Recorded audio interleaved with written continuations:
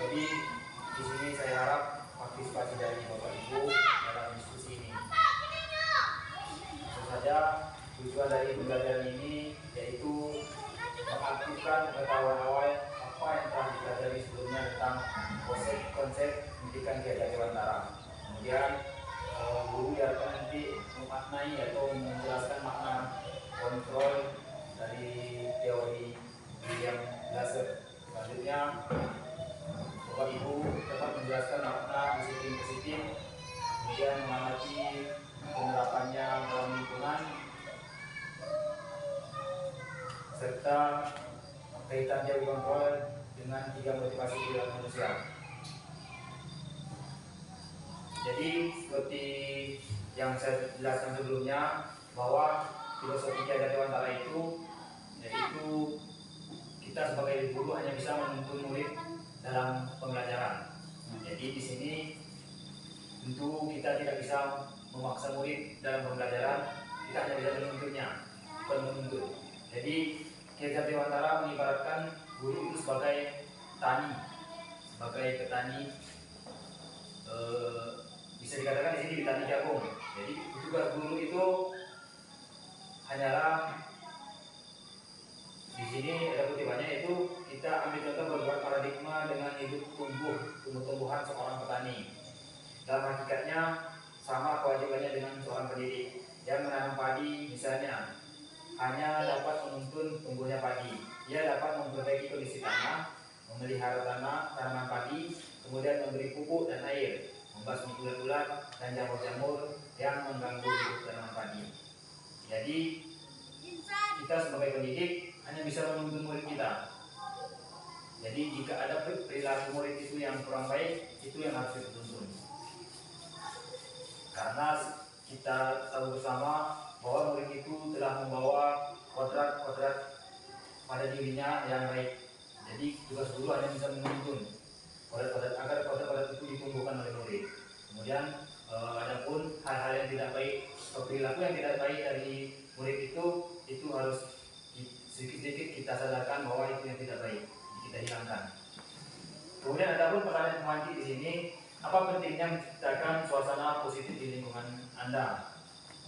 Kemudian sebagai seorang pendidik atau pimpinan sekolah, bagaimana Anda dapat menciptakan suasana positif di lingkungan Anda selama ini?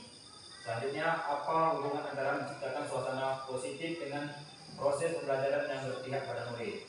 Jadi, jika ditanya apa pentingnya menciptakan suasana positif di lingkungan sekolah, tentu Bapak Ibu mungkin mempunyai beragam jawaban dari pertanyaan ini. Selanjutnya, Dr. William mengatakan dalam teori kontrol, yang pertama yaitu ilusi guru mengontrol murid. Pada dasarnya kita tidak dapat memaksa murid untuk berbuat sesuatu jika murid tersebut memilih untuk tidak melakukannya. Kalau nampaknya guru sedang mengontrol perilaku murid, hal demikian terjadi karena murid sedang mengizinkan dirinya dikontrol. Saat itu bentuk kontrol guru menjadi kebutuhan dasar yang dipilih murid tersebut. Teori kontrol menyatakan bahwa semua perilaku memiliki tujuan, bahkan terhadap perilaku yang tidak disukai. Jadi murid-murid yang hari ini kita kontrol itu mengatakan bahwa dirinya mau dikontrol. Kalau dirinya tidak mau dikontrol, berarti guru tidak bisa mengontrol murid itu. Kemudian yang kedua, ilusi bahwa semua pengetahuan positif efektif dan bermanfaat. Selanjutnya, ilusi bahwa kritik dan membuat orang merasa bersalah dapat menguatkan karakter. Nah, jadi di sini ada perbandingan stimulus respon dan teori kontrol. Di stimulus respon, realitas kebutuhan kita sama. Pada teori kontrol, bahwa realitas kebutuhan kita itu berbeda. Kemudian semua orang melihat hal yang sama. Kemudian pada teori kontrol, setiap orang memiliki gambaran berbeda.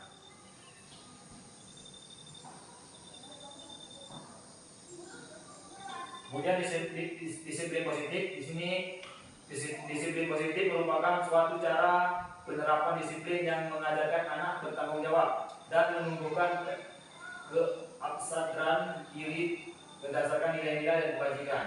Konsep ini direncanakan untuk menggantikan metode hukuman tradisional dengan pendekatan yang lebih konstruktif dan berorientasi pada solusi. Artinya, disiplin positif lebih ke arah disiplin diri untuk dapat mengontrol diri dalam melakukan tindakan. Dengan demikian, hal ini dapat membuat murid untuk memahami dan menyadari berdasarkan motivasi internal, bukan akibat paksaan, ujian atau hukuman. Tujuan dari disiplin positif adalah menanamkan motivasi yang ketiga pada murid kita, yaitu menjadi orang yang mereka inginkan dan menghargai diri sendiri dengan nilai-nilai yang mereka percayai. Jadi disiplin positif itu perlu kita tanamkan kepada murid kita agar budaya positif itu terjadi di sekolah kita. Pada pembelajaran 2, teori motivasi, hukuman dan penghargaan, kemudian restitusi. Di sini dijelaskan ada 3 motivasi.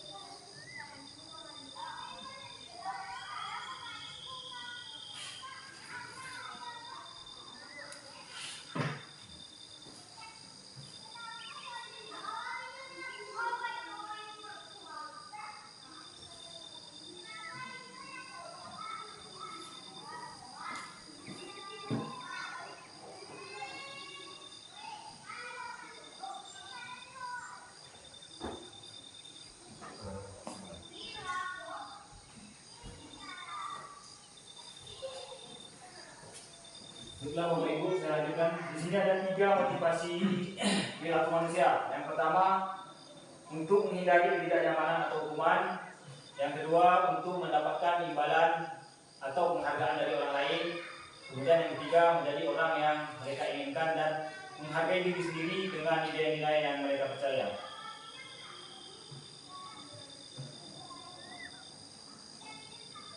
Jadi dari ketiga motivasi ini, yang motivasi yang pertama dan yang kedua itu berasal dari luar, yaitu motivasi eksternal.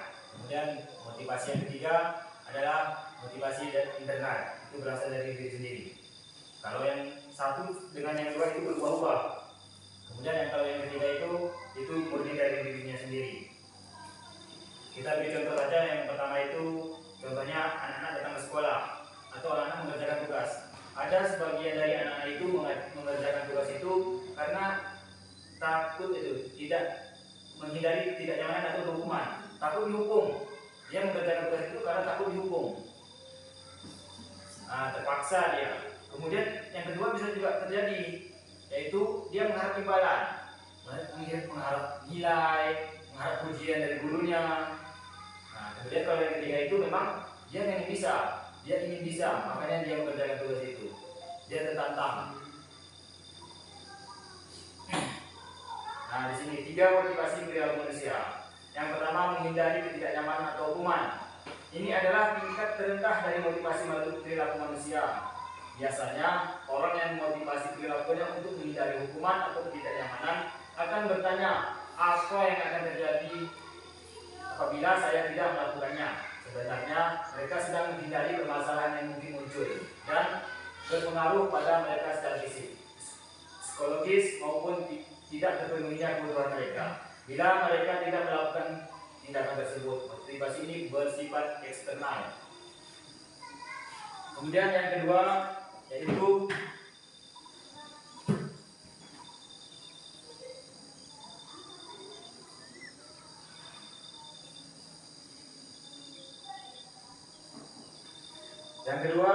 untuk mendapatkan imbalan atau penghargaan dari orang lain. Satu tingkat di atas motivasi yang pertama. Di sini orang berperilaku untuk mendapatkan imbalan atau penghargaan dari orang lain. Orang dengan motivasi ini akan bertanya, apa yang akan saya dapatkan apabila saya melakukannya? Mereka melakukan sebuah tindakan untuk mendapatkan pujian dari orang lain yang menurut mereka penting dan mereka letakkan dalam dunia berkualitas mereka. Mereka juga melakukan sesuatu untuk mendapatkan hadiah, pengakuan atau imbalan. Motivasi ini bersifat eksternal, sama seperti yang nomor 1, tapi ini berada di tingkatan kedua, bukan yang terendah. Kemudian yang ketiga, untuk menjadi orang yang mereka inginkan atau menghargai diri sendiri dengan nilai-nilai yang mereka percaya. Orang-orang dengan motivasi ini akan bertanya, akan menjadi orang seperti apa apabila mereka melakukannya. Mereka melakukan sesuatu karena nilai-nilai yang mereka yakini dan hargai, dan mereka melakukannya karena mereka ingin menjadi orang yang melakukan nilai-nilai yang mereka yakini tersebut. Ini adalah motivasi yang membuat seseorang memiliki disiplin positif, karena motivasi berperilakunya bersifat internal bukan eksternal. Jadi tugas seorang pendidik itu yaitu harus mampu memunculkan atau menumbuhkan motivasi yang ketiga ini pada diri anak. Jadi sehingga anak itu bisa menjadi diri dia sendiri, bukan menghindari hukuman, kemudian bukan untuk mendapatkan imbalan.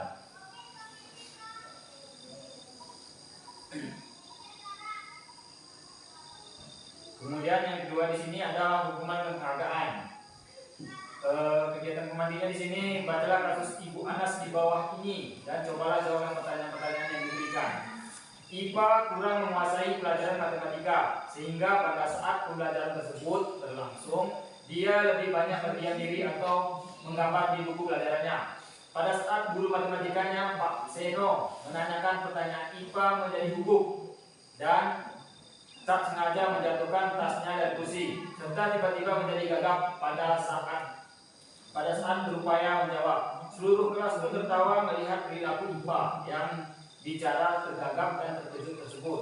Pak Seno pada saat itu membiarkan teman-temannya IPA menertawakan IPA yang tergagap dan malu luar biasa, dan malahan minta IPA untuk maju ke depan dan berdiri di depan kelas sambil menunjuk hidungnya karena tidak bisa menjawab pertanyaan Pak Seno.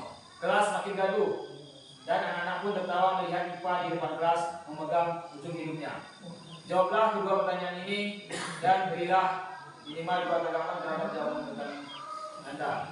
Soal yang pertama, apakah Anda setuju dengan tindakan Pak Seno terhadap IPA? Bapak Ibu, apakah Bapak Ibu setuju dengan tindakan Pak Seno? Tidak. Coba Pak Sabarijan.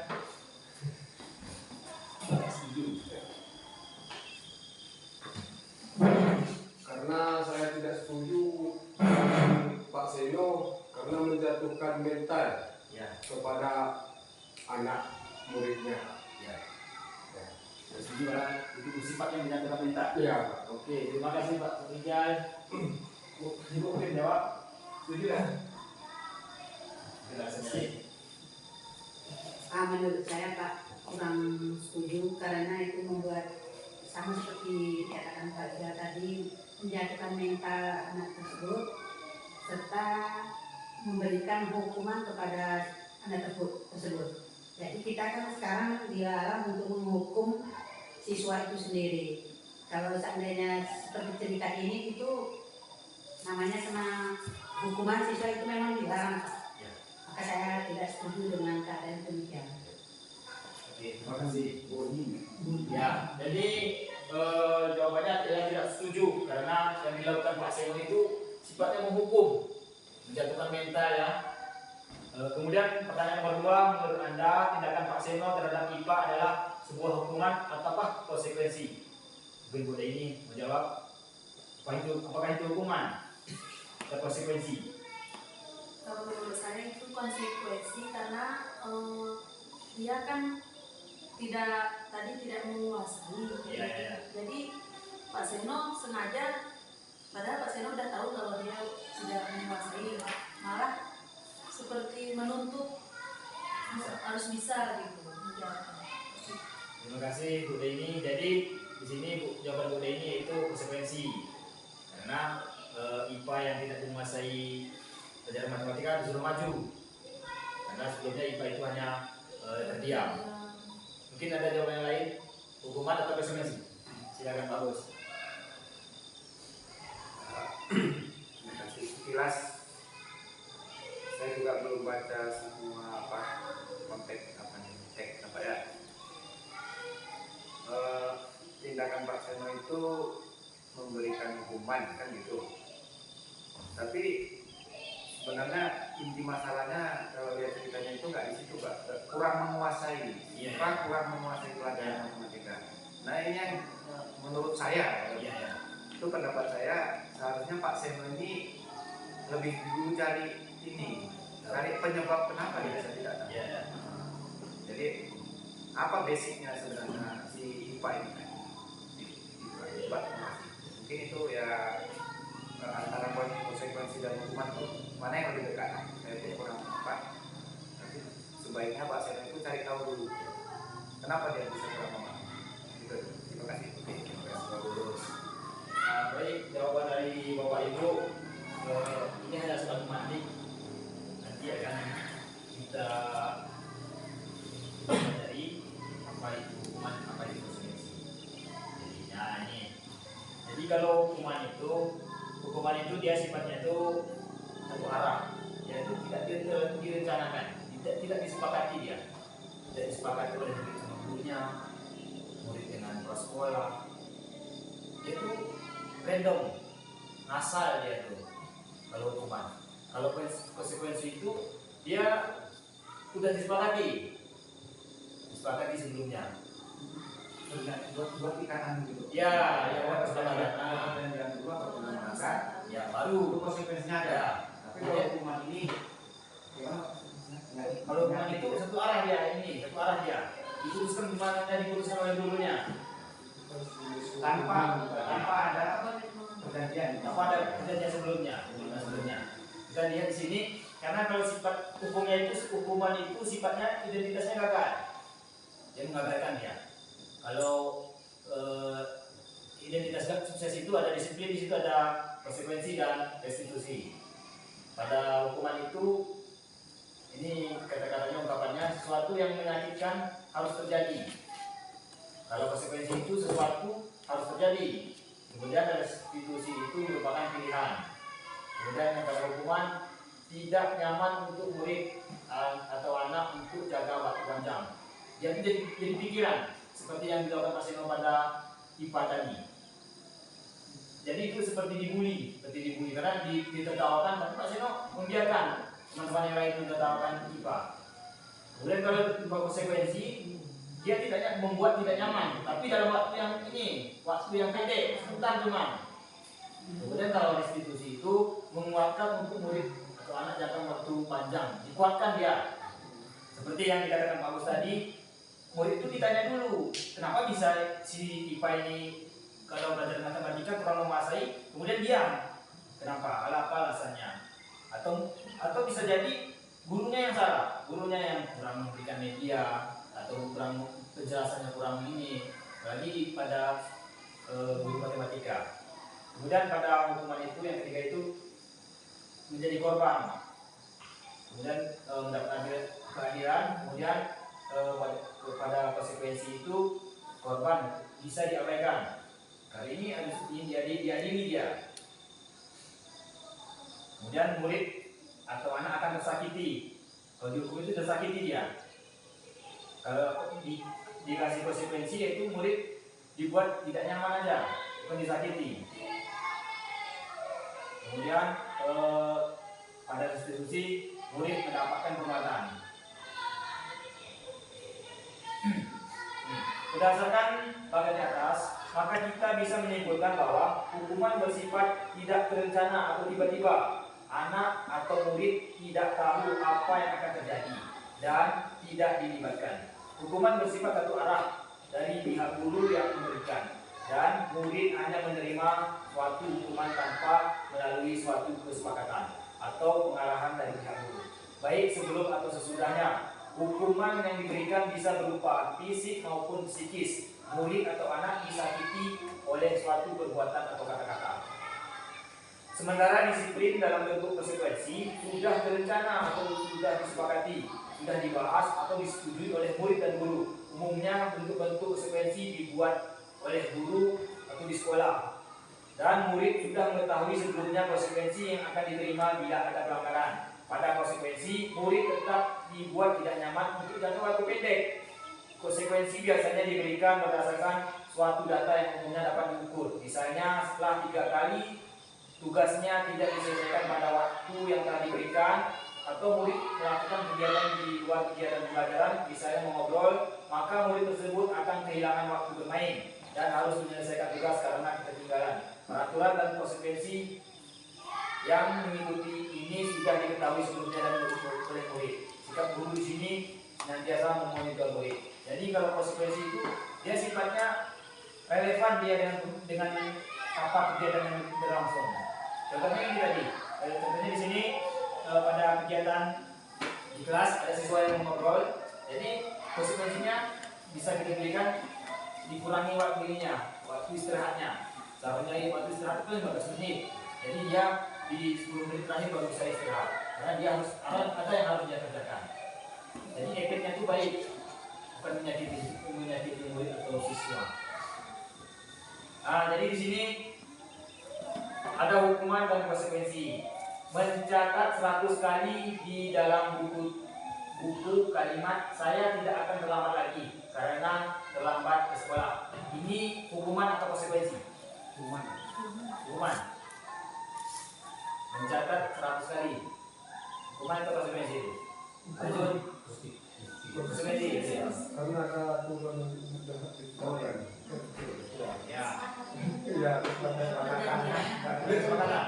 Kemudian yang nomor 2, lari mengelilingi lapangan basket 2 kali karena terlambat hadir di sekolah.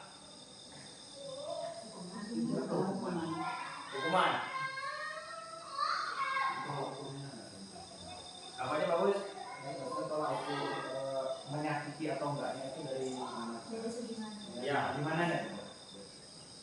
Jadi di sini kan hukuman itu dia dari yang pertama tadi, satu yang memang dia kan tidak direncanakan, tidak ada ininya, tidak ada kejadiannya ada.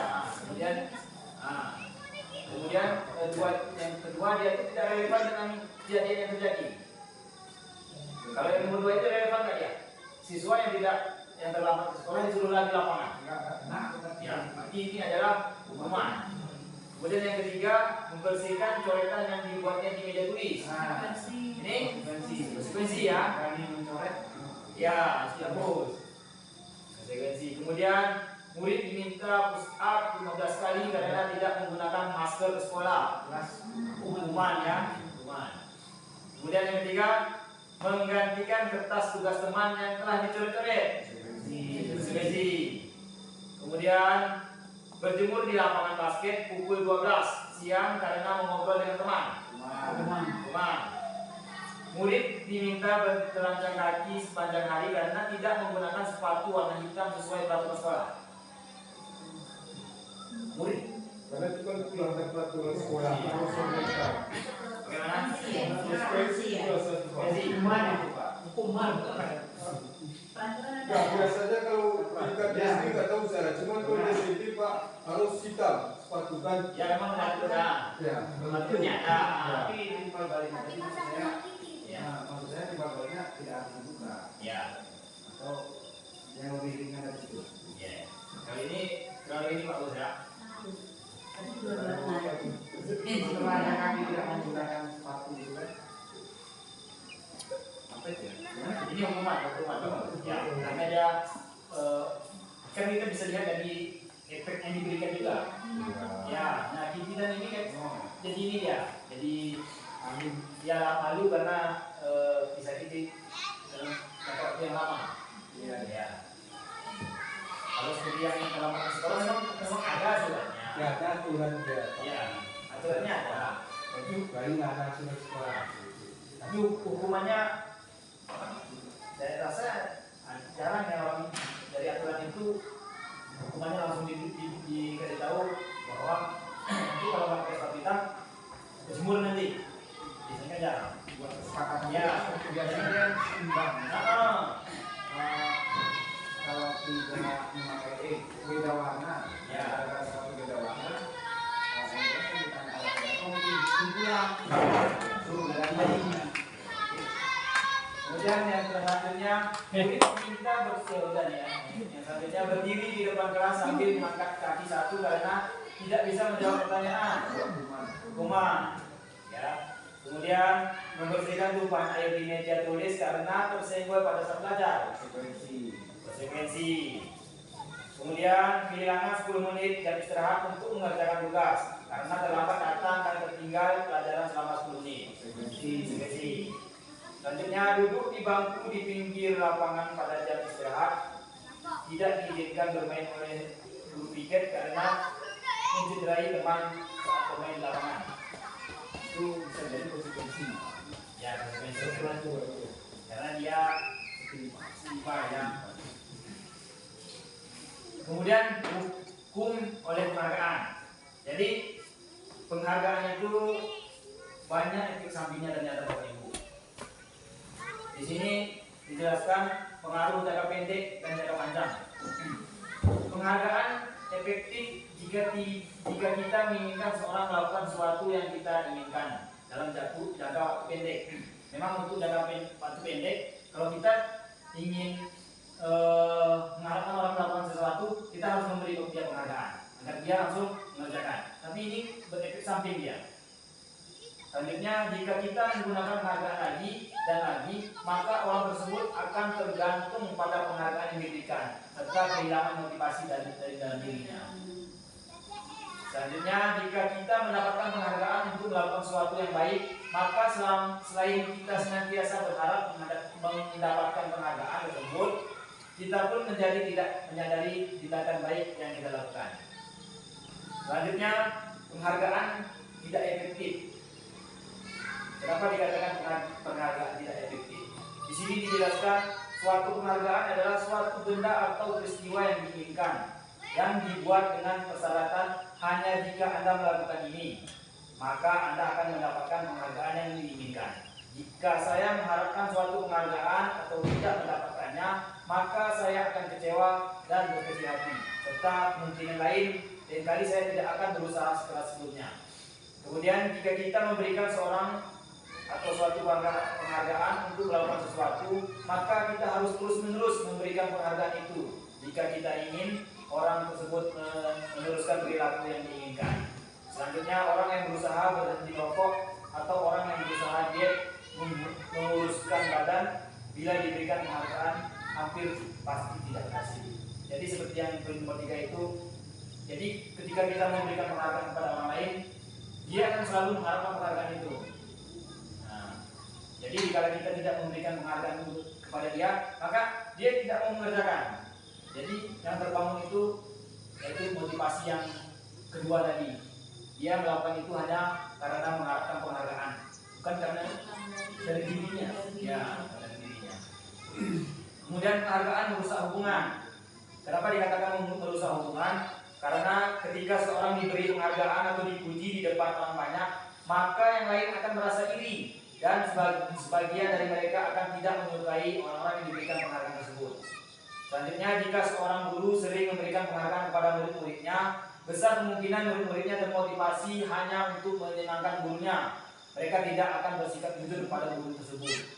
Selanjutnya, penghargaan menciptakan persaingan di dalam kelas dan persaingan menciptakan kecemasan. Selanjutnya, mereka akan percaya bahwa mereka tidak memiliki kesempatan untuk mendapatkan penghargaan. Kemudian mereka akan berhenti mencoba. Memang kalau untuk di sekolah besar itu, ketika kita memberi pujian kepada salah satu siswa di dalam kelas itu, mungkin siswa yang paling menonjol atau yang paling bisa, kita anggap paling bisa dalam belajar itu, maka teman-teman yang lain mungkin akan iri. Jadi itu bisa merusak hubungan antara murid dengan murid, kemudian antara murid dengan guru. Karena pada poin ketiga juga dijelaskan di sini, jika ada siswa yang ini yang merasa dia tidak bisa mencapai itu, maka dia akan pasrah, menyerah. Ngapain ngejar-ngejar itu? Nah, nggak bisa. Pasti yang dapat yang pola. Karena yang itu pasti yang dapat. Dari kemarin dia terus yang dapat. Nah, jadi dia merusak hubungan. Kemudian di sini penghargaan mengurangi ketepatan. Ini ada hasil risetnya di sini. Riset yang pertama, dalam sebuah percobaan, sekelompok anak laki-laki berusia sekitar 9 tahun diminta untuk melihat gambar-gambar wajah yang ditampilkan di layar. Dan mereka harus memberitahukan jika wajah-wajah tersebut sama atau berbeda. Gambar-gambar tersebut hampir sama. Beberapa dari mereka diberi penghargaan dalam bentuk uang pada saat mereka memberikan jawaban benar. Sementara sebagian yang lain tidak. Hasilnya, anak-anak yang dibayar membuat lebih banyak kesalahan. Nah, jadi semakin yang mengatakan wajahnya sama itu dikasih uang dia. Kemudian yang mengatakan tidak sama itu dia tidak dikasih uang. Jadi dia mengurangi ketepatannya. Kemudian ini riset yang nomor 2, anak-anak diminta mengingat kata-kata tersebut. Kemudian mereka diminta mengambil kartu yang berisi kata-kata yang diingat tersebut setiap kali muncul. Beberapa anak diberikan permen setiap mereka memberikan jawaban yang benar, dan sebagian yang lain hanya diberitahu saja bila jawabannya mereka benar. Hasilnya, anak-anak yang mendapat permen jawabannya banyak yang tidak tepat dibandingkan anak-anak yang hanya diberitahu jawabannya benar. Ini perbandingannya. Kemudian penghargaan itu menurunkan kualitas. Pengamatan yang dilakukan pada sekelompok mahasiswa yang sedang bekerja di pabrik di sebuah surat kabar universitas. Saat itu mereka sedang belajar menuliskan sebuah artikel tentang sebuah judul berita utama. Seiring waktu, mahasiswa tersebut semakin mampu bekerja dengan cepat. Kemudian ada beberapa mahasiswa yang dibayar untuk setiap judul berita utama yang mereka mampu hasilkan. Dan setelah beberapa lama, mahasiswa yang dibayar ini hasil kinerjanya berhenti berkembang. Mereka yang tidak menerima bayaran tersebut berupaya mengasah diri menjadi lebih baik. Jadi di sini ada 2 kelompok mahasiswa. Yang pertama itu mahasiswa yang diberi penghargaan. Dia setiap memunculkan judul berita itu, dia diberi penghargaan. Jadi lama-kelamaan dia itu berkurang, motivasinya berkurang. Dibandingkan motivasinya berkurang, dan ketepatan judulnya dia itu berkurang. Karena dia itu hanya mengharap penghargaan itu. Kemudian pada kelompok yang kedua, mereka tidak diberi penghargaan. Jadi hasilnya di sini, hasil penemuannya di sini, mahasiswa yang tidak diberi penghargaan itu, dia ketepatan membuat judul beritanya akan lebih baik, mungkin hari lebih baik. Kemudian penghargaan mematikan kreativitas. Kenapa dikatakan mematikan kreativitas? Karena murid-murid diminta berpikir mengenai hadiah atau penghargaan yang bisa mereka dapatkan bila berhasil menuliskan sebuah puisi. Kreativitas kelompok murid-murid ini menjadi berkurang dibandingkan dengan yang tidak diberitahukan tentang hadiah yang bisa mereka terima. Jadi biasanya di masa lalu itu guru-guru itu dia akan memotivasi siswanya dengan hadiah. Jadi ini di sini contohnya di sini, sebelum membuat puisi itu dia sudah diiming-imingi dapat hadiah. Ya, jadi kreativitas dia itu akan menurun dibandingkan dengan siswa yang memang dari awal tidak diiming-imingi mendapatkan hadiah. Kemudian di sini penghargaan itu menghukum, sifatnya menghukum. Penghargaan menghukum. Mereka yang tidak mendapatkan penghargaan, misalnya dalam sistem ranking, mereka akan mendapat ranking kedua, akan merasa paling dihukum. Karena seharusnya menjadi beban bagi diri dia. Seharusnya di dalam pikiran dia, seharusnya saya bisa juara 1. Jadi merasa terhukum dia. Selanjutnya memberikan penghargaan dan hukuman adalah hal yang sama, karena keduanya mencoba mengendalikan perilaku seseorang. Selanjutnya mereka, karena orang pada dasarnya tidak suka dikendalikan dalam jangka waktu yang lama, penghargaan akan terlihat sebagai hukuman. Jika suatu penghargaan diharapkan, namun Anda tidak mendapatkannya, Anda akan merasa dihukum. Kemudian motivasi dari dalam diri. Ini motivasi yang intrinsik tadi. Saat seorang anak belajar untuk pertama kali menggabungkan huruf-huruf dan kata-kata, serta menyadari bahwa dia dapat membaca, timbul pijar di matanya dan sebuah senyuman di wajahnya. Anak tersebut begitu gembira bahwa ia telah mempelajari dan menguasai suatu keterampilan baru. Kesadaran akan kemampuannya bahwa dia sudah dapat membaca sesungguhnya sudah merupakan sebuah penghargaan. Nah, jadi seperti inilah menumbuhkan motivasi intrinsik pada diri anak. Kemudian jika kita memberikan penghargaan kepada seorang anak pada saat dia sedang merasa bangga dengan pencapaiannya sendiri, maka kita akan mengambil kegembiraan yang saat itu sedang dirasakan secara alamiah. Ya. Kemudian di sini ada restitusi. Restitusi itu adalah sebuah pendekatan untuk menciptakan disiplin positif. Sebagai seorang guru, ketika murid Anda melakukan kesalahan, tindakan mana yang akan Anda lakukan? Ini ketika murid melakukan kesalahan. Yang pertama, menunjukkan kesalahannya dan memintanya melihat kesalahannya baik-baik. Yang kedua, mengatakan kamu seharusnya tahu bagaimana kamu seharusnya bertindak. Yang ketiga, mengingatkan murid Anda akan kesalahannya yang sama di waktu sebelumnya. Yang keempat, bertanya kepadanya, kenapa kamu melakukan sesuatu yang seharusnya tidak kamu lakukan. Terus yang kelima, mengkritik dan mendiamkannya. Biasanya yang mana? Bagus, nomor 4. Bertanya kepadanya, kenapa kamu melakukan sesuatu yang seharusnya tidak kamu lakukan? ya. Mungkin yang lain. Kadang-kadang nomor 2 pernah juga kita katakan seperti itu. Kamu seharusnya ya tahu bagaimana yang harus melakukan. Sebenarnya itu kan berbeda sama. Iya, iya. Kita begini Pak, kalau yang kedua, kalau saya, Iya, ya. kamu seharusnya tahu bagaimana yang seharusnya kamu lakukan. Itu bahasanya lebih ke siswa yang lebih mungkin Pak. Singkat jangan siswa SD seperti itu nampaknya kurang sering Bahasanya ya. Ya. Nomor 1 menunjukkan kesalahannya. itu buat penasaran ya gitu. Kemudian mungkin ada juga yang mengkritik dan mendiamkannya. Itu mengkritik ini biasanya bagus juga sih, maksudnya kan Ya. membangun Pak ya. Ya, ya. Tapi dan mendiamkannya ini yang agak kena Pak. Ya, diamnya nggak bagus ya. Boleh mengkritisi boleh. Ya. Kalau mendiamkannya itu kan Ya. nggak berarti nggak diapa-apain anak. Ya. Gitu kan? Biarkan. Seolah-olah membenarkan ya, bagus ya. Benar. Ya. Kemudian di sini sebuah cara menanamkan disiplin positif pada murid.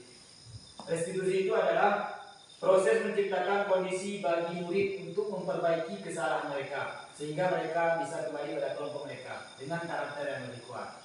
Jadi restitusi ini adalah pendekatan, ini adalah solusi jika siswa itu mengalami berbenturan dengan keyakinan di sekolah atau dengan peraturan di sekolah, melanggar bahasa kita. Seharusnya rehabilitas lah gitu ya. Direhab bagus ya. Rehab. Ya. Restitusi ya. Tadi yang direhab ini ininya pemikirannya Pak Uda, bukan ininya. Restitusi juga adalah proses kolaboratif yang mengajarkan murid untuk mencari solusi untuk masalah dan membantu murid berpikir tentang orang seperti apa yang mereka inginkan dan bagaimana mereka harus memperlakukan orang lain. Kemudian di bawah ini ada ciri-ciri restitusi yang membedakan dengan program disiplin lainnya. Yang pertama, restitusi bukan untuk menebus kesalahan, namun untuk belajar dari kesalahan. Restitusi ya. Dalam pendekatan restitusi, ketika murid berbuat salah, guru tidak mengarahkan untuk menebus kesalahan dengan membayar sejumlah uang, memperbaiki kerugian yang ditimbulkan, atau sekedar meminta maaf. Karena kalau fokusnya ke sana, maka murid yang berbuat salah akan fokus pada tindakan yang bersifat eksternal, yaitu untuk menebus kesalahan dan menghindari ketidaknyamanan. Bukannya yang lebih bersifat internal, yaitu pada upaya perbaikan diri. Ya. Jadi restitusi ini bukan untuk menebus kesalahan. Biasanya kalau kita menyelesaikan masalah siswa itu dengan menebus kesalahan, itu menurut restitusi ini tidak sesuai. Karena kalau hanya fokus pada penyelesaian masalah, maka siswa itu sudah ada jawaban. Dia akan mencoba untuk melanggar lagi. Karena ketika dia mau melanggar, pasti nanti kan diidikan bapak itu. Pasti nanti kutip sampah. Pasti ini. Jadi solusi restitusi itu bukan menawarkan penebusan masalah, tapi pada solusi. Kemudian restitusi memperbaiki hubungan. Restitusi adalah tentang memperbaiki hubungan dan memperkuatnya. Restitusi juga dapat membantu murid-murid dalam hal mereka ingin menjadi orang seperti apa dan bagaimana mereka ingin diperlakukan. Selanjutnya restitusi adalah tawaran, bukan paksaan. Jadi dalam restitusi ini kita menawarkan atau menanyakan pada siswa itu solusi dari masalah dia itu. Kita nggak memaksa. Berarti kamu kalau udah buat kayak gini, kamu harus kayak gini, nggak kayak gitu. Kemudian restitusi itu menuntun untuk melihat ke dalam diri. Dalam proses restitusi kita akan melihat adanya ketidakselarasan antara tindakan murid yang berbuat salah dan keyakinan yang mereka tetapkan,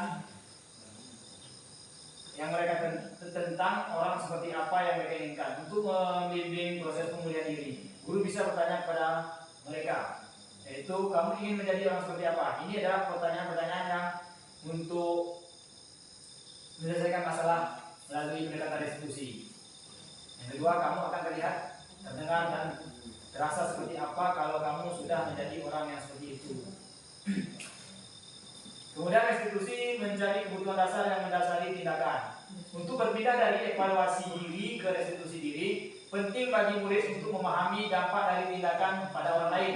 Kalau murid paham bahwa setiap orang memiliki kebutuhan dasar untuk dipenuhi, hal ini akan sangat membantu sehingga ketika murid melakukan kesalahan, mereka akan menyadari kebutuhan apa yang sedang mereka coba penuhi. Demikian juga dengan kebutuhan orang lain. Jadi perlu rasanya kita itu memberitahu kepada siswa itu tentang kebutuhan dasar orang, kebutuhan dasar manusia. Jadi ketika dia mau melakukan kesalahan itu terhadap orang lain, dia kan bertanya kebutuhan dasar apa yang dia ambil dari orang lain.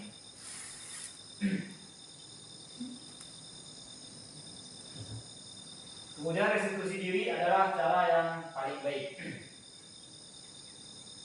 Selanjutnya restitusi fokus pada solusi. Dalam restitusi, guru menstabilkan identitas murid dengan mengatakan kita tidak fokus pada kesalahan. Bapak Ibu tidak tertarik untuk mencari siapa yang benar atau siapa yang salah. Selanjutnya restitusi mengembalikan murid yang berbuat salah pada kelompoknya. Mari kita lihat praktik pendidikan kita yang seringkali memisahkan anak-anak dari kelompoknya. Misalnya, seorang anak TK bersikap tidak kooperatif pada saat kegiatan mendengarkan dongeng dari gurunya. Anak itu disuruh keluar dari kelompoknya, atau anak itu diminta duduk di belakang kelas atau di pojok kelas, disuruh keluar kelas, koridor, atau ke kantor guru, seringkali dibiarkan tanpa pengawasan. Kalau anak-anak remaja nakal, orang tua menyuruh pergi dari rumah. Padahal kalau mereka jauh dari orang tuanya jadi tidak bisa mengajari mereka dan mereka tidak belajar dari nilai-nilai kebajikan. Kalau mereka tidak belajar, bagaimana nasib generasi kita ke depannya? Kalau kita menjauhkan remaja kita, maka mereka akan putus hubungan dengan kita. Ketika anak berbuat salah, kita tidak bisa memotivasi anak untuk menjadi baik. Kita hanya bisa menciptakan kondisi agar mereka bisa melihat ke dalam diri mereka. Kita seharusnya mengajari mereka untuk menyelesaikan masalah mereka dan berusaha mengembalikan mereka ke kelompok mereka dengan karakter yang lebih kuat. Jadi ketika anak itu berbuat salah atau melakukan pelanggaran, jadi tugas guru itu yaitu mendekati anak itu, bukan membiarkan atau memisahkan dari kelompoknya. Jadi dengan mendekati tadi, nanti ada 3 langkah-langkah restitusi yang bisa dilakukan oleh guru kepada siswa itu untuk membuat anak itu belajar dari kesalahannya, bukan langsung menghukumnya. Kemudian di sini kita masuk ke subtema selanjutnya, yaitu keyakinan keras. Pertanyaannya di sini, kenapa keyakinan keras? Maka mengapa tidak peraturan keras?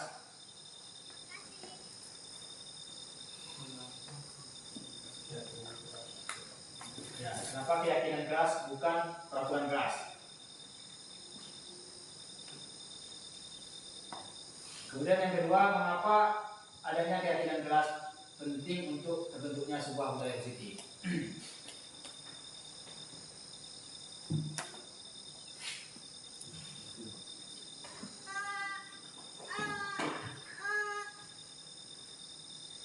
Mungkin kalau keyakinan keras itu sesuatu yang diyakini ya, yang disepakati.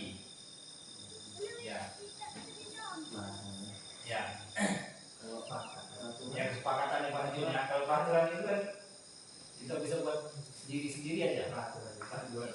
Ya, gurunya aja yang buatnya Pak Jul. Oh. Ya. Berarti kalau yang nomor 2, mengapa adanya keyakinan keras penting untuk terbentuknya sebuah budaya positif? Kenapa keyakinan keras itu penting untuk membentuk budaya positif? Kenapa harus ada keyakinan Ya. keras? Ya. Oh. Baik, mungkin yang pertama bisa jadi itu tolak ukur bahasa lainnya, jika ada yang melanggar, Ya, ya. ada melanggar atau yang itu tolak ukur untuk barometernya. Ketika nanti ada yang lewat, harus kita untuk menetapkan konsekuensi bagi si pelanggar. Nah, kan mengapa ada pentingkah gitu? Mengapa harus ada keyakinan keras gitu kan? Iya. Jadi salah satunya mungkin kalau untuk ukur tadi atau barometer tadi, bagi yang mereka nanti yang kira-kira ada melampaui batas. Karena kan bebas dalam kelas kan bebas bukan berarti tanpa batas. Iya. Mungkin keyakinan keras tadi isinya kita Ya, lanjut. Mungkin ini mengapa keyakinan keras itu ada dikatakan itu Iya. supaya anak-anak itu semua siswa di kelas itu mampu menjalankan peraturan dikasih. Iya. Itu. Oke, terima kasih Pak Jun dan Pak Agus. Ya, bagus sekali jawabannya. Jadi keyakinan keras itu kenapa jadi penting ya? Jadi seperti yang dibilang Pak Agus tadi, kalau keyakinan keras itu bisa jadi tolak ukur. Jadi kalau ada siswa itu yang melanggar, bisa kita konsekuensinya lewat ini, lewat keyakinan keras tadi. Kemudian jika siswa itu melanggar, kita kembalikan ke keyakinan keras. Bisa kita tanya ke siswa itu keyakinan keras mana yang dilanggar, terus bagaimana solusinya. Itu gunanya keyakinan keras. Di sini mengapa keyakinan keras, mengapa tidak peraturan? Pada yang pertama itu, mengapa kita memiliki peraturan tentang penggunaan helm pada saat mengendarai kendaraan roda 2 atau motor? Mungkin jawaban Anda adalah untuk keselamatan. Ya, jadi nilainya itu, keyakinannya itu untuk keselamatan. Kemudian yang kedua, mengapa kita memiliki peraturan tentang penggunaan masker dan mencuci tangan setiap hari, setiap saat? Mungkin jawabannya untuk kesehatan dan keselamatan.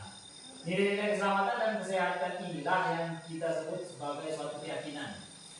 Jadi Jadi ketika kita sudah membuat keyakinan keras itu, nanti keyakinan keras itu ada beberapa langkahnya, nanti ada beberapa prosedurnya juga. Ketika kita membuat keyakinan keras itu, kita menanamkan nilai-nilai kebajikan pada siswa itu, memberitahu nilai kebajikannya. Jadi ketika dibuat keyakinan keras ini, siswanya tahu nilai apa manfaatnya, apa untungnya. Bukan hanya kita buat peraturannya ini ya, siswa itu tidak kita jelaskan keyakinannya yang mana, nilai apa yang dari situ yang ada muncul dari situ. Ini pembentukan keyakinan kelas atau sekolah. Keyakinan kelas bersifat lebih abstrak daripada peraturan yang lebih rinci dan konkret. Kemudian keyakinan kelas berupa pernyataan-pernyataan universal. Kemudian pernyataan keyakinan kelas senantiasa dibuat dalam bentuk positif, bukan dalam kalimat negatifnya. Sepertinya contohnya, ya, kalau yang ketiga itu kalau kalimat ya, contohnya kan begini, kalau kalimat negatifnya kan jangan terlambat datang ke sekolah, itu kan negatif, jangan. Nah, kalau kita ubah ke positif, datang ke sekolah tepat waktu, tepat waktu ya. Jadi bentuk-bentuk pernyataannya itu harus positif semua. Kemudian keyakinan kelas sebenarnya tidak terlalu banyak sehingga mudah diingat dan dipahami oleh semua warga kelas. Selanjutnya keyakinan kelas sebaiknya suatu yang dapat diterapkan di lingkungan tersebut. Jangan membuat keyakinan kelas itu terlalu tinggi. Selanjutnya semua warga kelas hendaknya ikut berkontribusi dalam pembuatan keyakinan kelas lewat kegiatan surah pendapat. Jadi di situ membuat keyakinan kelas itu bersama-sama dengan siswa, guru dengan siswa, bukan hanya guru aja. Kemudian bersedia meninjau kembali keyakinan kelas dari waktu ke waktu. Jadi keyakinan kelas ini yang sudah terbuat ini itu ditinjau dari waktu ke waktu. Mungkin semester ini kita buat, semester depan kita tinjau lagi. Ada nggak yang perlu ditambah? Ada nggak yang memang tidak sesuai lagi? Yaitu kebutuhan. Sesuai kebutuhan bagus. Keyakinan kelas. Di sini kembalikan barang ke tempatnya. Jadi nilai kebajikannya yang dituju di situ mungkin di sini tertib mungkin ya. Tertib. Kemudian dilarang mengganggu orang lain. Nilai kebajikannya saling menghargai, menghormati orang lain yang boleh ya. Kemudian hadir di sekolah 15 menit sebelum pembelajaran dimulai. Ya, disiplin. Kemudian dilarang melakukan kekerasan. Harga orang lain bagus ya. Iya. Kekerasan itu buat baik juga. Ya, sama ya. Kemudian peraturannya di sini ini dalam bentuk peraturan ini. Dilarang menggunakan narkoba. Itu lebih ke mencintai Kesehatan. Ya, kesehatan diri bagus ya.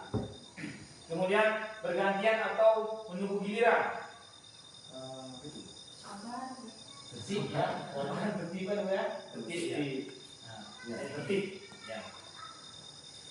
Kemudian ini prosedur pembuatan keyakinan ke sekolah atau kelas.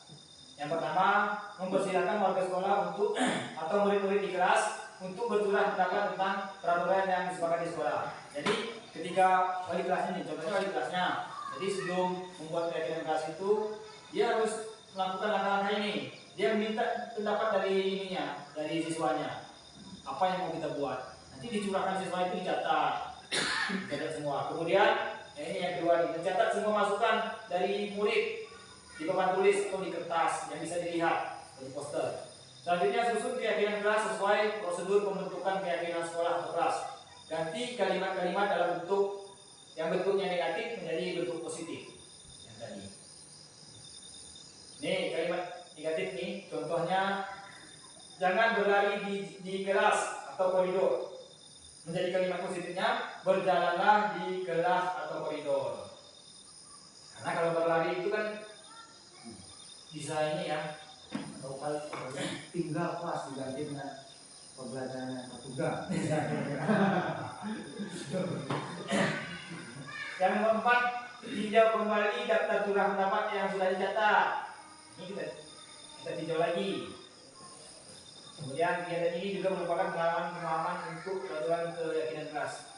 Yang kelima, tinjau ulang keyakinan sekolah secara bersama-sama. Seharusnya setelah beberapa peraturan telah disatukan menjadi beberapa keyakinan.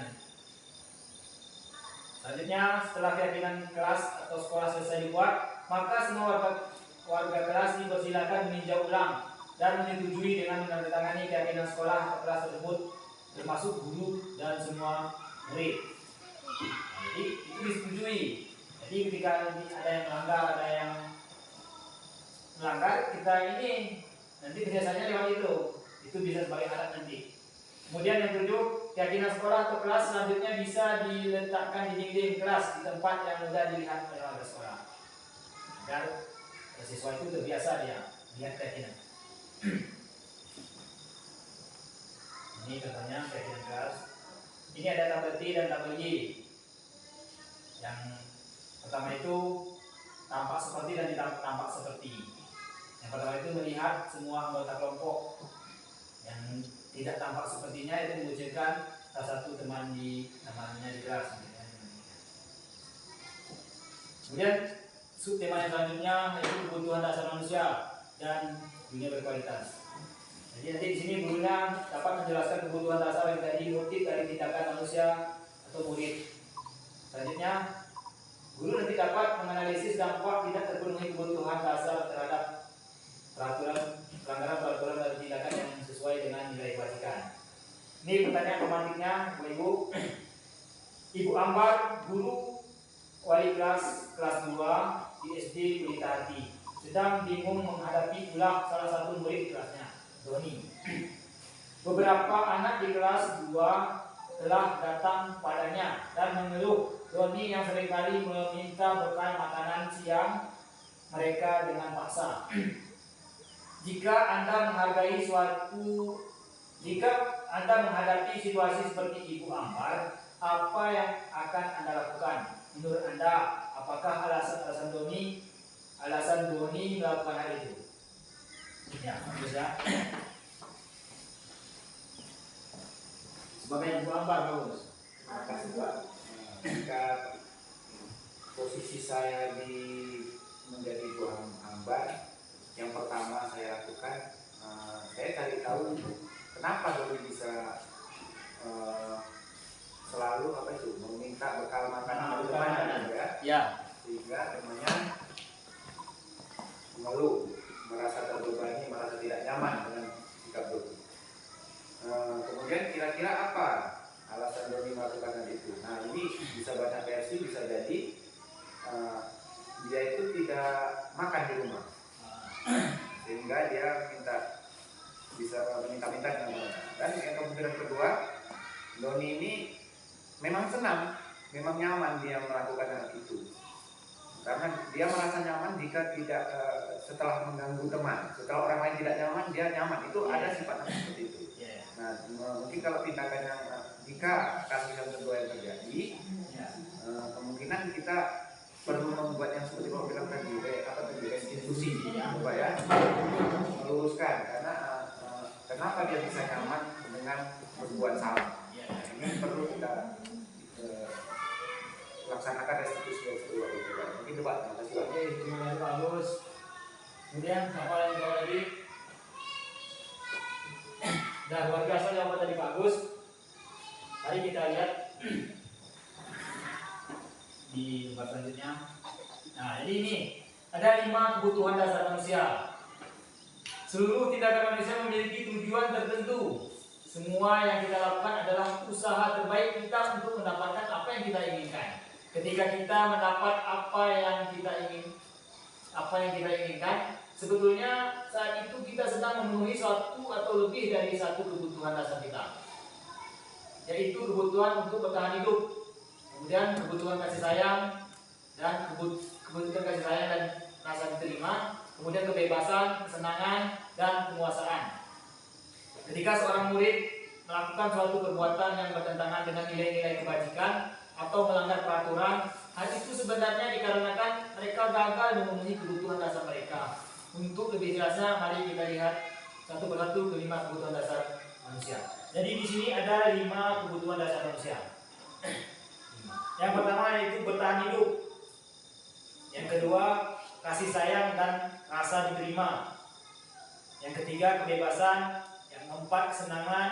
Dan yang kelima, itu penguasaan. Tapi yang saya bilang itu cuma 1 sama 5 ya, bertahan hidup, dan kesenangan. Ya, Yang 3 itu saya belum dapat dulu ya.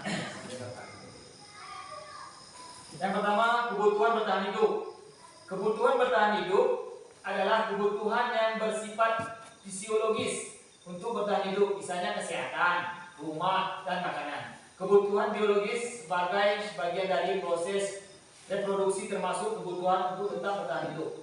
Komponen psikologis pada kebutuhan ini meliputi kebutuhan akan perasaan aman. Dalam kasus Doni di atas, apabila jawaban Doni ketika ditanya oleh Ibu Anwar adalah karena ia lapar dan orang tuanya tidak membawakannya bekal makan siang, maka kebutuhan dasar yang sedang berusaha dipenuhi oleh Doni adalah kebutuhan untuk bertahan hidup. Jadi kalau alasan Doni ini dia lapar, berarti kebutuhan yang tidak terpenuhi itu adalah kebutuhan dia untuk bertahan hidup. Dia melakukan itu karena untuk bertahan hidup, karena untuk makan ya. Ya. Kemudian yang kedua, kasih sayang dan rasa diterima atau kebutuhan yang diterima. Jadi di sini dalam kasus di atas, apabila Doni menjawab bahwa alasannya mengambil bekal temannya karena dia merasa senang temannya jadi memperhatikan dia. Ketika temannya melapor tindakan itu pada guru dan gurunya memberitahu orang tuanya sehingga orang tuanya menjadi memperhatikan dia, maka kebutuhan dasar yang sedang dipenuhi Doni adalah kebutuhan dasar akan kasih sayang dan diterima. Jadi kalau jawaban Doni itu alasan dia mengambil bekal temannya bukan karena ingin diperhatikan. Nah, jadi bagi kebutuhan yang dipenuhi itu adalah kebutuhan kasih sayang dan rasa diterima. Yang nomor 3, penguasaan atau kebutuhan pengakuan dan kemampuan. Kebutuhan ini berhubungan dengan kekuatan untuk mencapai sesuatu, menjadi kompeten, menjadi terampil, diakui atas prestasi atau keterampilan kita, didapatkan dan memiliki rasa harga diri. Jadi anak-anak yang memiliki kebutuhan dasar akan penguasaan yang tinggi biasanya selalu ingin menjadi pemimpin. Mereka juga suka mengamati sebelum mencoba hal-hal baru. Mereka merasa kecewa bila melakukan kesalahan.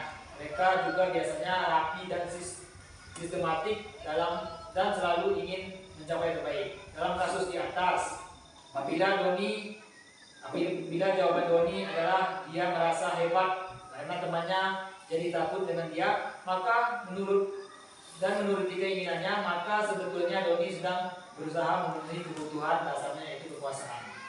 Jadi kalau jawaban Doni, dia senang kalau kawannya takut dengan dia ingin nampak hebat, berarti kebutuhan dasar yang dipenuhi Doni itu adalah penguasaan dan menguasai orang lain. Kemudian kebebasan atau kebutuhan akan pilihan. Jadi bila jawaban Doni adalah dalam kasus di atas adalah bahwa dia merasa bosan dengan bekal makanan yang dibawa ibunya dari rumah karena ibunya selalu membawakan bekal yang sama. Oleh karena itu dia ingin mencoba makanan teman-temannya dan beraneka ragam. Maka Doni sedang berusaha memenuhi kebutuhan akan kebebasan. Jadi Doni ini merasa suntuk dia itu aja makanannya. Jadi dia ambil bekal temannya, kemudian dia makan. Berarti kebutuhan yang dipenuhinya adalah kebutuhan akan kebebasan. Pas dia mau mencoba ya. Kemudian kebutuhan kesenangan. Dalam kasus di atas, bila Doni menjawab bahwa ia melakukannya karena iseng saja dan ia menikmati ekspresi wajah teman-temannya yang besar karena diambil makanannya. Dan menurut dia ekspresi teman-temannya itu lucu, maka berarti Doni sedang berusaha menuruti kebutuhan akan kesenangan. Jadi dia senang lihat kawannya nangis, lihat kawannya melapor. Jadi berarti kebutuhan yang dipenuhi Doni adalah kebutuhan akan kesenangan. Ya di sini ini ada contohnya, Bapak Ibu. Dinda, seorang anak kelas 3 SD, begitu tiba di rumah sepulang dari sekolah, menangis dan mengadu pada ibunya bahwa dia benci pada Ibu Rani, gurunya. Menurut Anda, kebutuhan apa yang berusaha dipenuhi oleh Dinda? Jika jawabannya seperti ini, bila Anda merasa dalam posisi Ibu Rani dan mendengarkan informasi dari ibunya Dinda tentang perasaan Dinda hari itu, apa yang akan Anda lakukan pada Dinda besok ketika Dinda masuk sekolah agar kebutuhan Dinda terpenuhi? Ini tentang kebutuhan saja nih. Jawaban Dinda yang pertama, ibu guru bilang aku tidak boleh bersenandung sewaktu mengerjakan tugas. Katanya kelas harus tenang, tidak ada suara, kan gak seru jadinya. Jadi pada pernyataan jawaban Dinda yang pertama itu, yang ingin memenuhi kebutuhan akan kesenangan dia.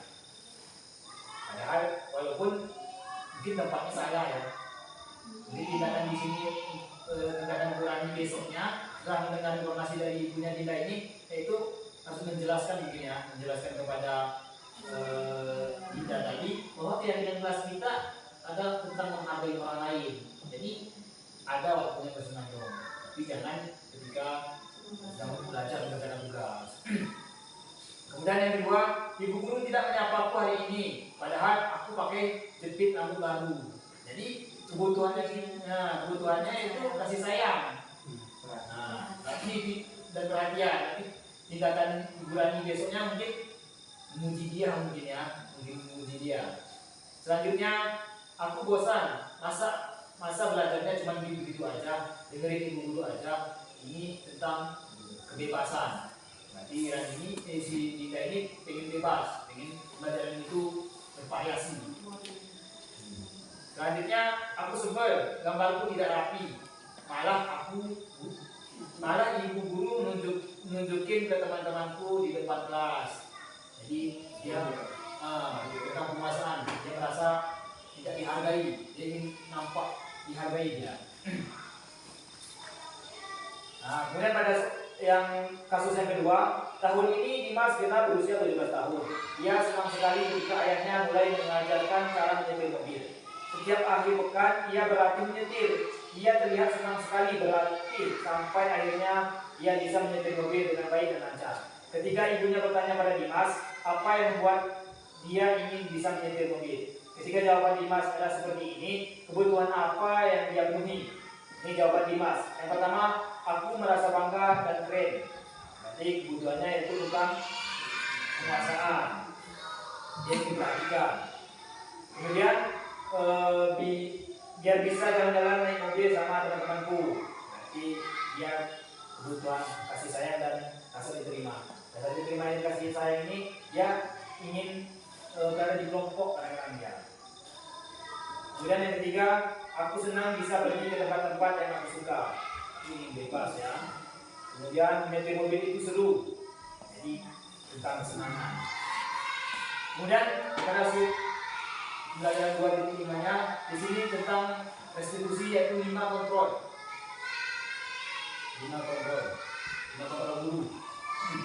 Pertanyaan pemantiknya, bacalah kasus-kasus di bawah ini dan cobalah jawab pertanyaan yang tersedia.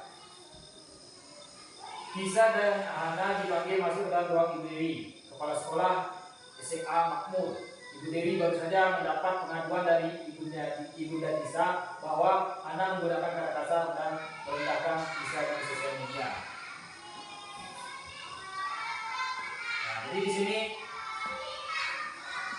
ada 5 posisi kontrol guru dalam pendekatan restitusi ini. Yang pertama itu sebagai penghukum. Kemudian yang kedua membuat rasa bersalah, yang ketiga sebagai teman, yang keempat pemantau, dan yang kelima manajer.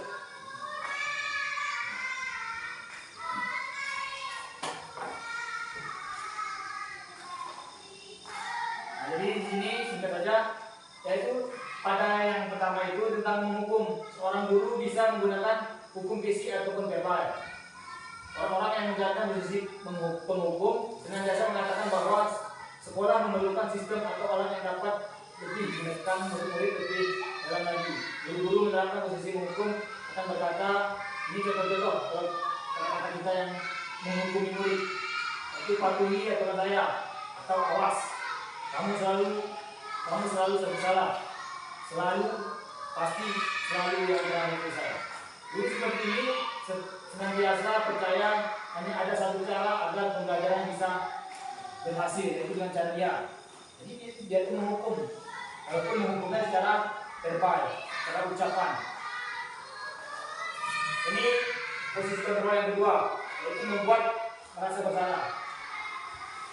Ini kata-katanya seperti ini: ibu sangat kecewa sekali dengan kamu, kita menjatuhkan murid itu. Kemudian berapa kali bapak harus memberitahu kamu ya, gimana coba kalau orang tua kamu tahu kamu berbuat begini. Itu kadang-kadang kata-kata kita itu membuat siswa itu, murid itu merasa bersalah. Kadang contoh yang lain mungkin, kamu nggak boleh begitu, kamu nggak memikirkan orang tuamu di rumah. Itu kan iya membuat merasa bersalah.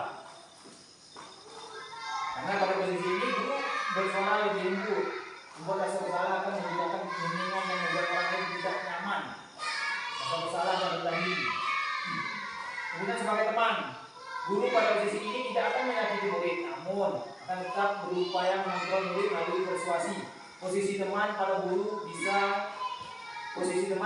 bisa negatif atau positif. Positif di sini berupa hubungan baik yang terjadi antara guru dan murid. Guru di posisi teman menggunakan hubungan baik dan humor untuk mempengaruhi seseorang. Mereka akan berkata, ayo bantulah demi bapak ya, ayo ingat tidak bantuan bapak selama ini. Jadi kita itu dengan siswa itu dalam bentuk teman, kata-kata seperti itu.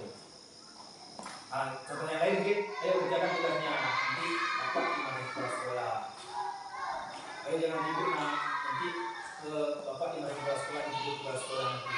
Itu adalah posisi kita sebagai teman. Kemudian memantau berarti mengawasi. Pada saat kita mengawasi, kita bertanggung jawab atas perilaku orang-orang yang kita awasi. Posisi memantau berdasarkan pada peraturan dan konsekuensi. Dengan menggunakan sanksi dan konsekuensi, kita dapat memisahkan hubungan pribadi kita dengan murid sebagai seorang yang menjalankan posisi memantau.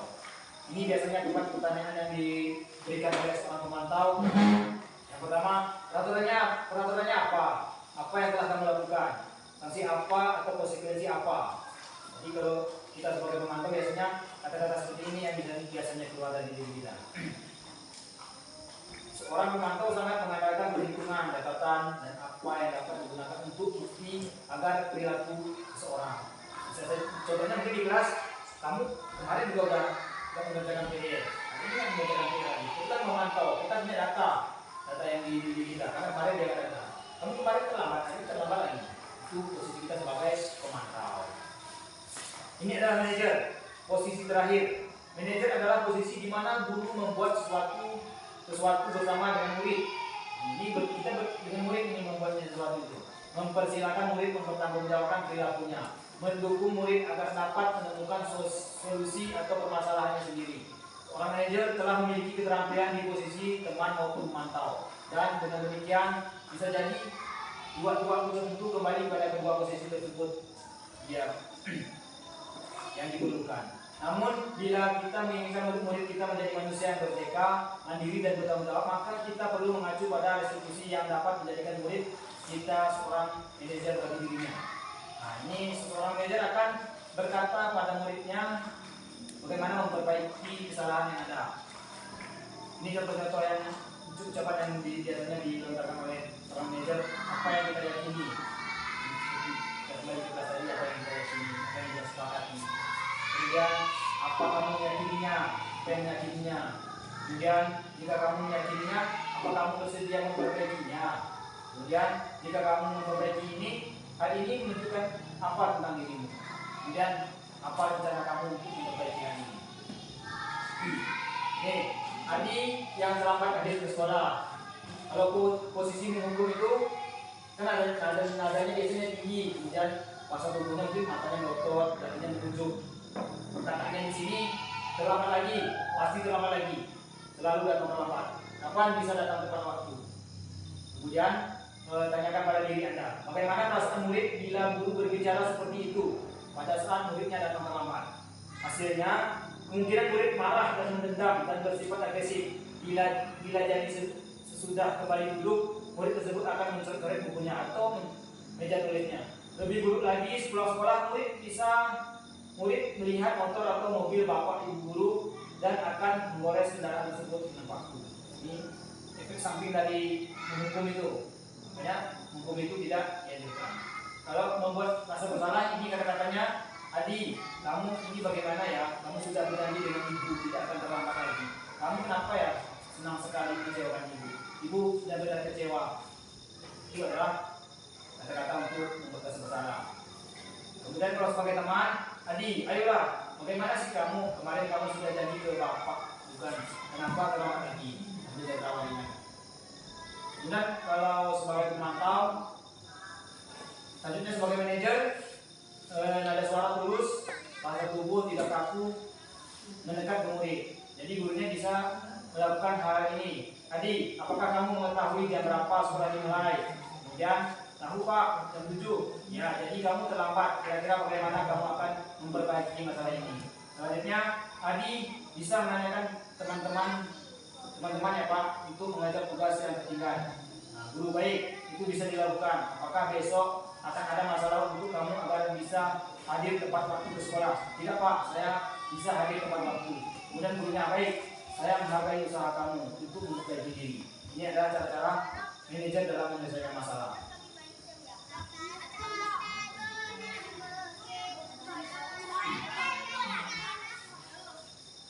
Kemudian di sini yang pembelajaran yang ke-26 yaitu restitusi atau segitiga restitusi. Segitiga restitusi itu ada 3, yaitu menstabilkan identitas, kemudian validasi tindakan yang salah, selanjutnya menanyakan keyakinan. Ini adalah segitiga restitusi. Yang pertama, validasi tindakan yang salah. Biasanya kita akan menanyakan, kamu tentunya punya alasan mengapa kamu melakukan itu. Itu yang pertama kita tanyakan kepada siswa.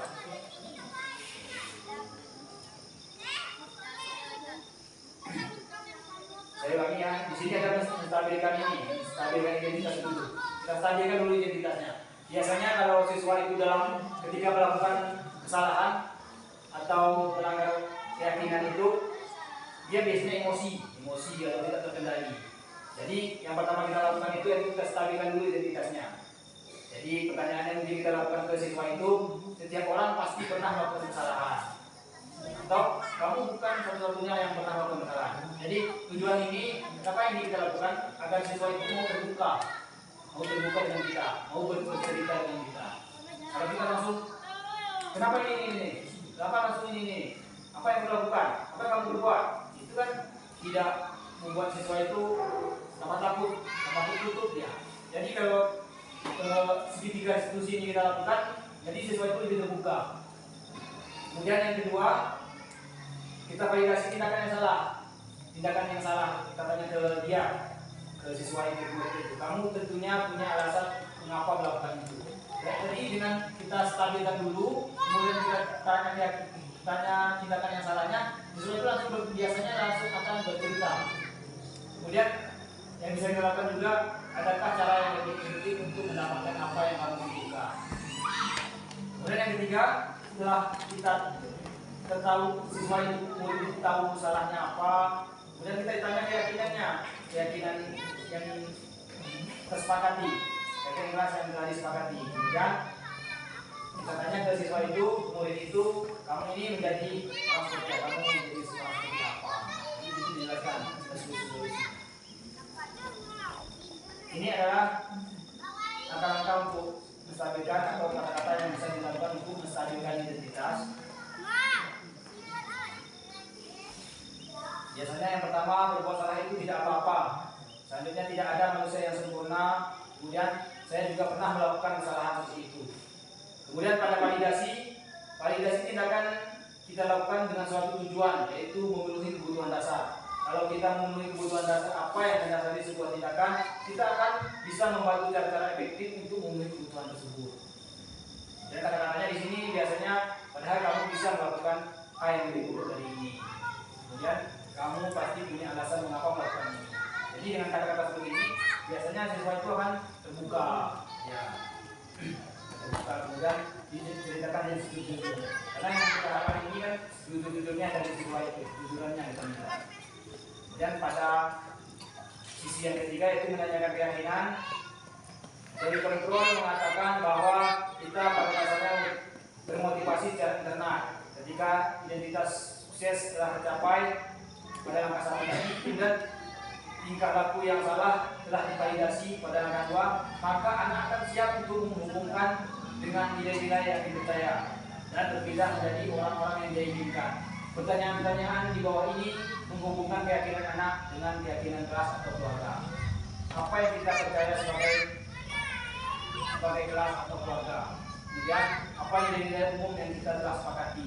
Jadi dengan begitu, dengan adanya keyakinan kelas tadi atau keyakinan sekolah, siswa itu bisa menyebutkan kemana arahnya, apa yang dia lakukan, kemudian apa solusinya. Dia sendiri yang memberikan solusi dari masalah dia.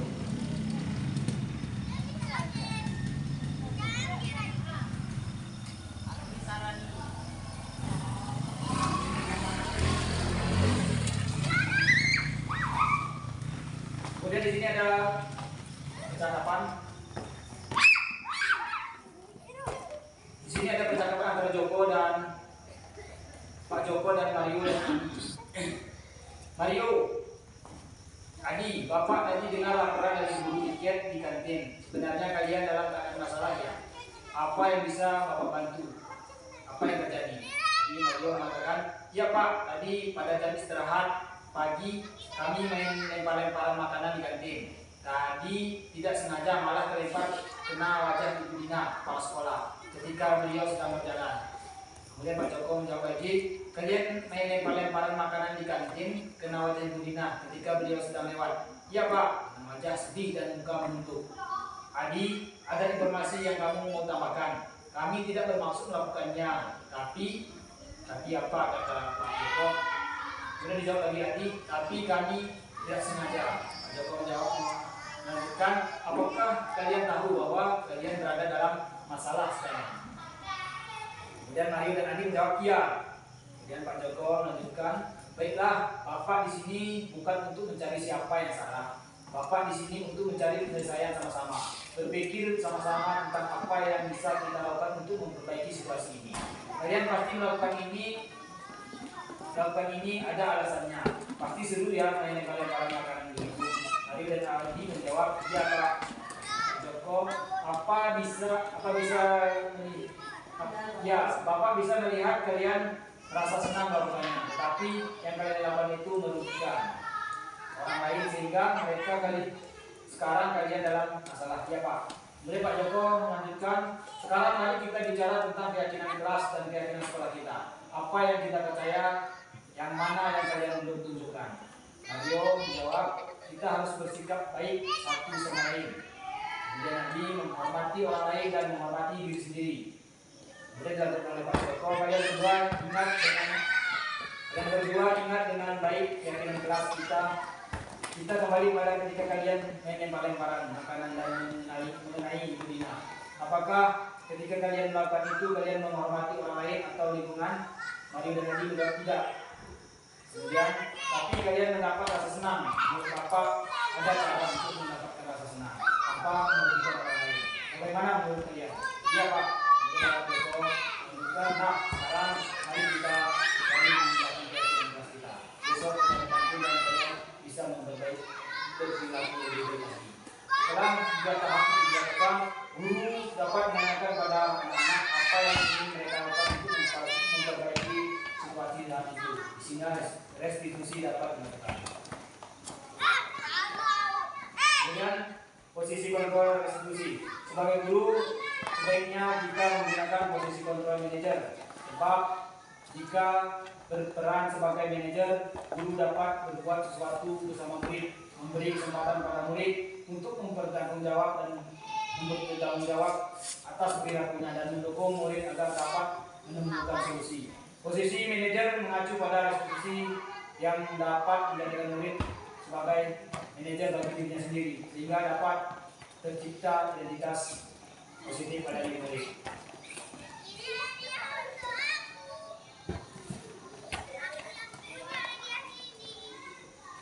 Mungkin untuk tugasnya ini saya bagikan kepada mungkin Bapak Ibu bisa menjawabnya di kertas.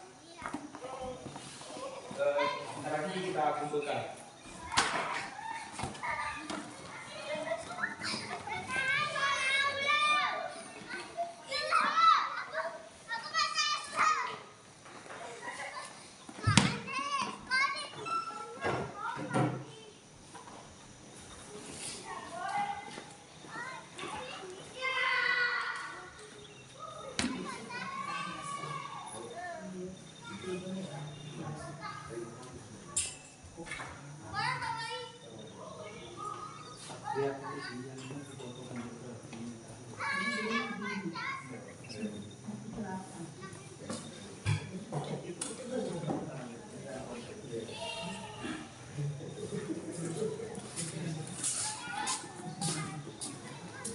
Baiklah, tadi kan Bapak Ibu sudah melihat percakapan juga dari Pak ini dengan Pak Melani. Di situ kan nomor 1 dari 5 posisi kontrol, posisi mana yang dilakukan oleh Bapak tadi. Apa namanya tadi?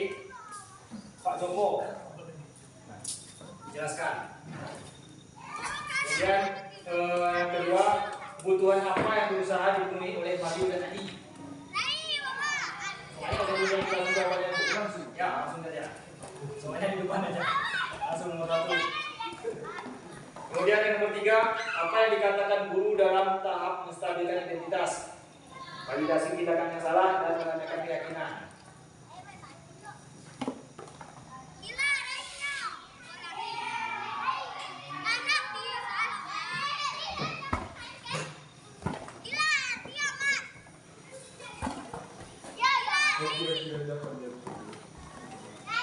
Ada 5 posisi kontrol tadi kan, ada menghukum, membuat rasa bersalah, kemudian memantau, teman dan leader. Kira-kira yang dilakukan Pak Joko itu gimana ya? Menghukum kah, membuat rasa bersalah kah, atau jadi teman atau menjadi leader? Dijelaskan sedikit aja.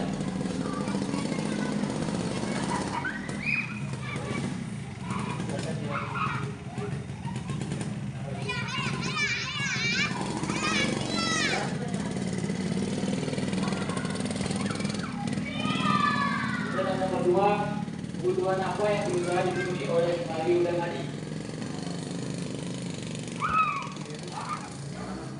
Yang ketiga itu, apa yang dikatakan guru dalam tahap menstabilkan identitas, validasi tindakan salah, dan menanyakan keyakinan.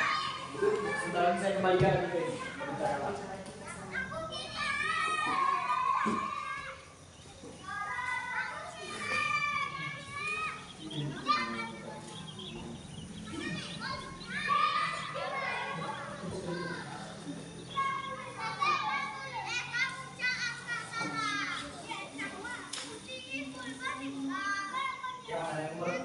Ya, kebutuhannya kan ada 5 juga tadi. Kebutuhan tentang bertahan hidup, senang kasih yang harus diterima, kemudian kasih sayang. Ya, saya katakan gitu tadi ya.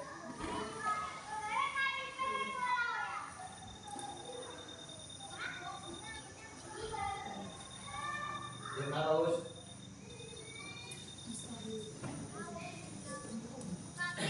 Di menstabilkan ini yang nomor 3 itu yang biasanya apa yang dikatakan Pak Joko tadi ketika menstabilkan identitas tadi. Ya, kalau sudah di sini biar saya kembalikan di situ. 1 sama 2 udah selesai belum? Belum Pak. Udah ya.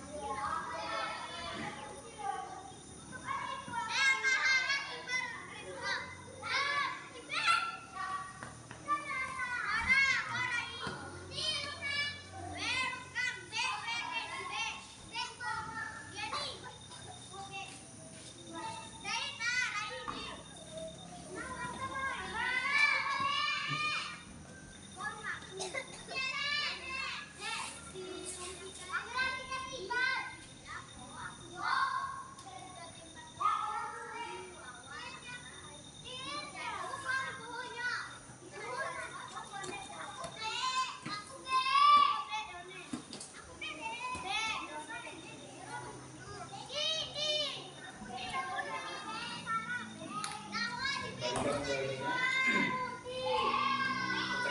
percakapan yang baru.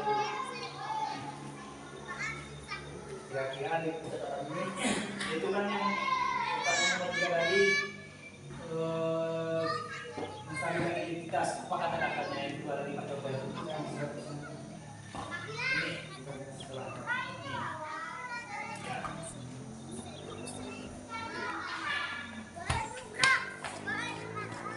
Kalau menstabilkan identitas bisa kembalikan ke atas dulu.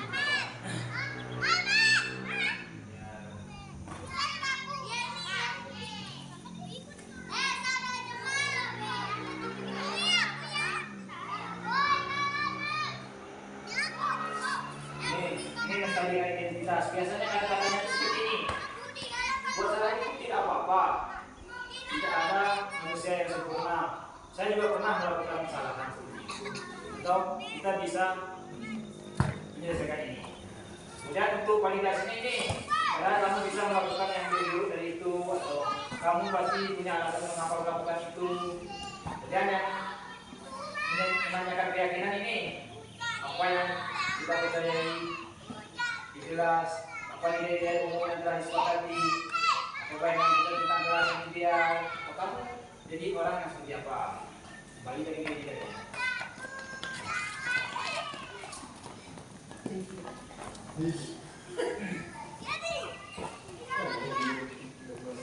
Kenapa beda? Itu yang tadi bilang.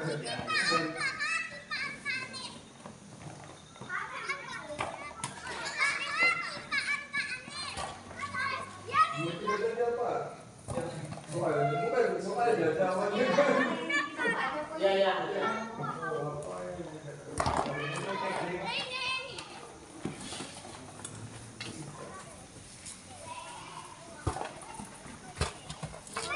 Biasanya kalau yang stabil identitas itu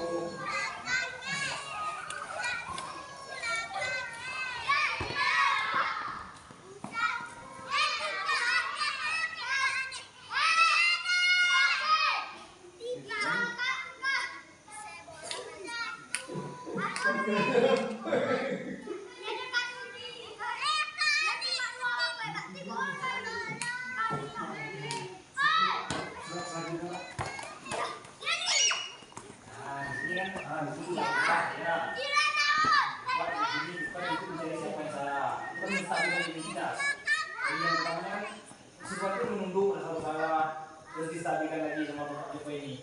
Iya.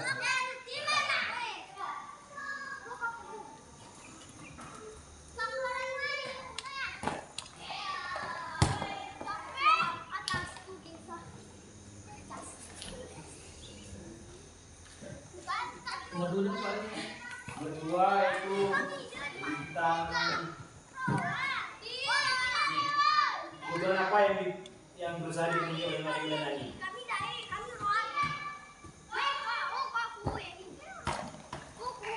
Jadi stabilkan identitasnya itu ini di sini ya. Ini stabilkan identitas yang pertama yang ini. Kemudian memvalidasi tindakan yang salah yang ini. Kita bisa ya Bapak bisa melihat kalian merasa senang melakukannya, tapi yang kalian lakukan itu merugikan orang lain, sehingga sekarang kalian dalam masalah. Jadi menanyakan keyakinannya itu yang di bawahnya. Yang sini dan yang ini.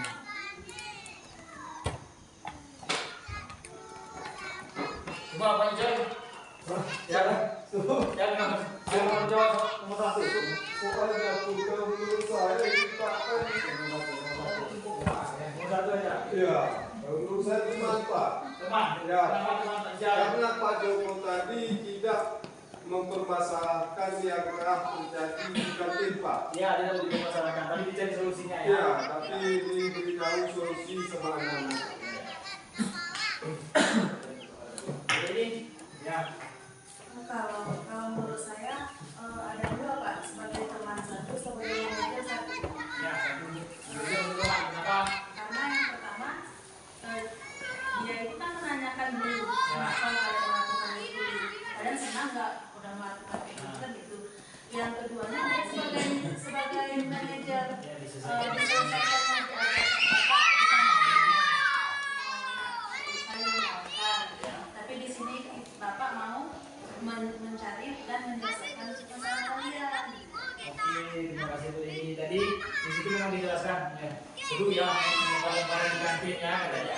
itu sebagai teman. Kemudian penyelesaiannya dilakukan secara manajer, ya, melalui 3 institusi. Kemudian yang kedua, kebutuhan apa yang berusaha dipenuhi oleh Mario dan Andi? Mana? Ya.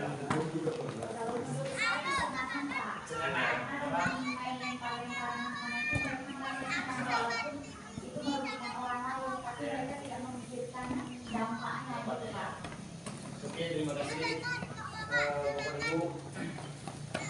Mungkin hanya sekian yang bisa saya sampaikan.